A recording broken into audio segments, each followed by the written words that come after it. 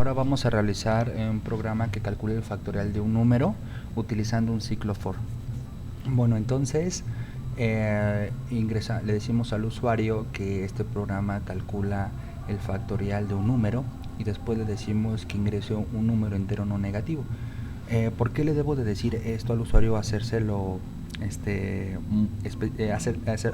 saber explícitamente, porque resulta ser que la manera usual de calcular un factorial solamente se puede hacer cuando el número es un entero no negativo, es decir, el factorial de un número es la multiplicación sucesiva desde el número 1 hasta el número en cuestión. Entonces, por ejemplo, si alguien quiere calcular el factorial de 3, el factorial de 3 es 1 por 2 por 3 y el resultado es 6. El factorial de 4 es 1 por 2 por 3 por 4 y el resultado es 24. El factorial de 5 de la misma manera sería 1 por 2 por 3 por 4 por 5 y el resultado es 120, etcétera, ¿no? Entonces no se pueden calcular factoriales de decimales, no se pueden calcular factoriales de números negativos y no se pueden calcular factoriales de cadenas de caracteres. Entonces esas restricciones que les estoy comentando pues deben de investigarse o deben de estar explícitas por la persona que solicita el programa. Entonces, en este caso, si nosotros queremos calcular el factorial de un número y sabemos que solamente se puede calcular para enteros no negativos, debemos de reflejar esto en nuestro programa. Bueno, la siguiente cuestión es de que resulta ser que el factorial del número 0 sí se puede calcular. El factorial del número 0 es 1. Eso es por la definición de lo que es un factorial. Y resulta ser que cuando el número es cualquier otro entero positivo, pues se calcula como lo acabamos de comentar hace un momento, ¿ok? Entonces, ¿qué hacemos con nuestro programa? Bueno, con nuestro programa lo primero que hacemos es que le pedimos al usuario que ingrese un dato, ese valor se lo asignamos a la variable x. Entonces, si la x es negativa, porque estamos pensando que el usuario puede ingresar aquí lo que él quiera, obviamente puede ser, ese lo que él quiera puede ser porque lo hizo por equivocación o de manera totalmente consciente. Entonces, si el usuario ingresa un número negativo o resulta ser de que el tipo de lo que ingresó el usuario es una cadena o el tipo de lo que ingresó el usuario es un flotante, entonces le decimos, ¿sabes qué? El valor no es válido. ¿Por qué no es válido? Pues porque con esos valores no podemos calcular factoriales. Muy bien, entonces con este if vamos a decirle al usuario que su valor no es válido.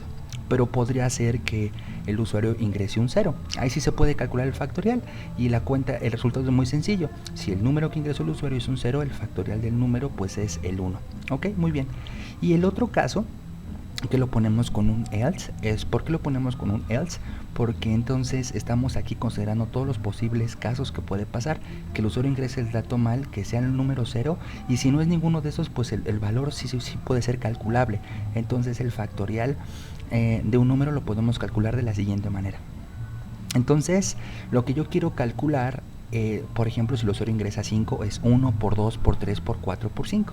Entonces, lo que yo necesito hacer es multiplicar este 1 por 2 y luego el resultado por 3 y el resultado por 4 y el resultado por 5. Entonces lo que voy a hacer es un ciclo for, en donde esta variable va a tomar valores desde 2 hasta el número que ingresa el usuario. Recuerden que por la sintaxis de range, lo que yo necesito hacer es poner el valor que tengo aquí, va a empezar en 2, va a ir sumando de 1 en 1 hasta el valor que ingrese aquí menos 1, pero el valor que ingreso aquí menos 1 pues es el número en cuestión que ingrese el usuario, porque eso lo guardé en la variable x. Entonces, si el usuario ingresó 5, este número sería 6, pero range me va a arrojar números 2, 3, 4 y 5. El 6 no lo arroja porque termina en 1 antes. Es importante que yo ponga aquí el más 1 porque si no, no voy a considerar todos los números en la multiplicación. Entonces, ¿qué necesito hacer? Pues factorial, cuando y tome el primer valor que va a ser 2, pues lo que necesito es que factorial va a valer 1, que es con el valor que yo inicialicé, por 2, y eso sería 2 por 1, sería 2. Después regresa y va a valer 3. Y entonces factorial que vale 2 en la secuencia anterior, ahora sería 2 por 3 vale 6. Regresa, luego tomaré el valor de 4, factorial vale 6, por 4, 24, y luego el último valor que toma ahí es 5. y entonces 24 por 5 nos daría el 120. Después de, como ya tomó todos los valores en mi secuencia, sale del ciclo for e imprime el factorial del número x, que supusimos que era un 5, es pues el valor que toma factorial. Ok, perfecto.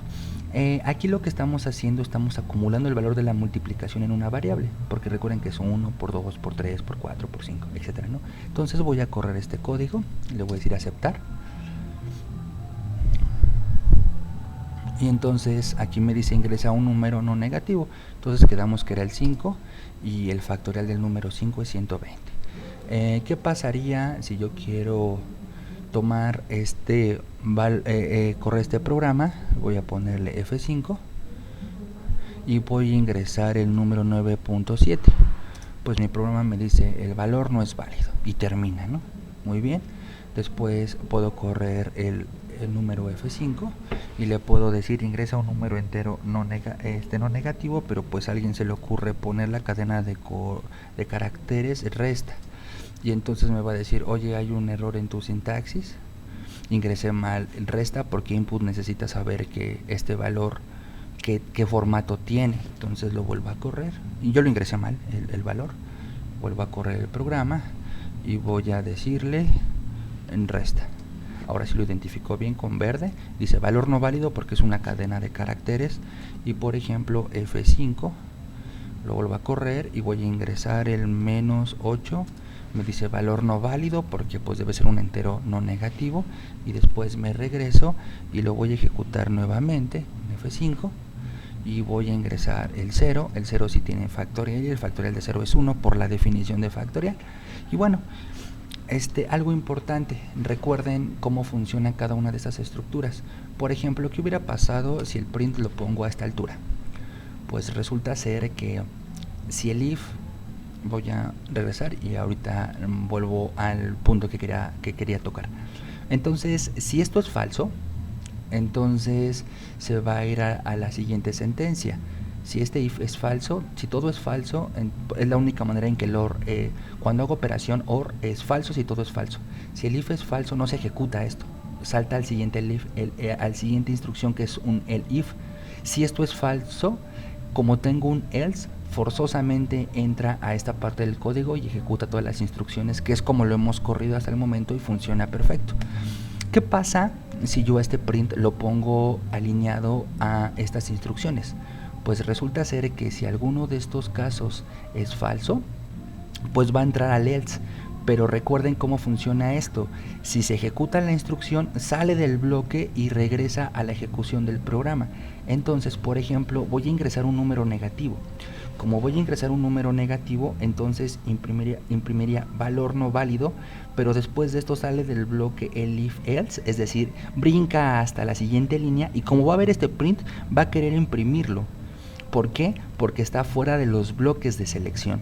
Entonces, si yo pongo un F5 y le pongo aceptar, de que es que guarde mi código, y le pongo -9, entonces hay un error porque dice valor no válido. ¿Por qué valor no válido?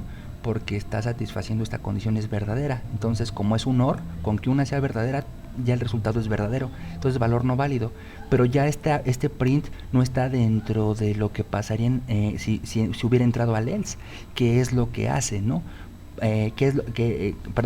Ya no entra al else porque resulta ser que este if sí se cumplió, entonces ejecuta valor no válido, que es lo que nos pone aquí, y después, como el print no está alineado o no está dentro del else, pues sale del bloque y regresa, y que va a querer ejecutarlo, y lo va a ejecutar. Dice el factorial del número x, aquí está el factorial del número -9 es, nada más que le estoy diciendo que imprima factorial, pero como nunca entró a este bloque de código, pues nunca sabe factorial cómo se calcula. Es más, no sabe ni que factorial vale 1 porque nunca entró aquí, por lo tanto nos dice que hay un error porque factorial no está definido.